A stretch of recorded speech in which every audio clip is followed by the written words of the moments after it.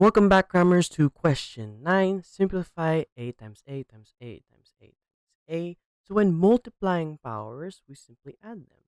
And since a is to the power of 1, we simply write a is equal to 1 plus 1 plus 1 plus 1 plus 1. So we get a to the power of 5. Simplify 8b times 3c. So we can multiply the integers first.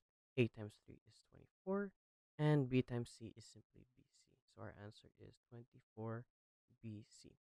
Expand. Now always remember that when you expand, you multiply into each of the values. So 3x, 3 times x is 3x, and 3 times 4 is 12. So our final answer is 3x plus 12. Q is equal to 5v squared minus w. Work out the value of Q when v is equal to 1 over 2 and w is equal to 1 over 4. So we can actually write this out as Q is equal to 5 times v squared, which is 1 over 2. Don't forget the square, minus w, which is 1 over 4. Now, how do we square a fraction? Well, when we square a fraction, we actually square everything inside the fraction. So it's actually equal to 1 squared over 2 squared. But 1 squared is simply equal to 1.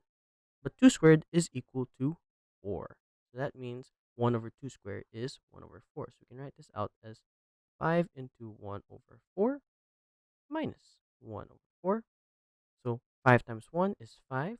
5 over 4 minus 1 over 4 is simply equal to 4 over 4. However, this is not our final answer. Any value over itself is simply equal to 1. So that means Q is equal to 1. And that's our final answer. Thanks for watching. Cram and Scram.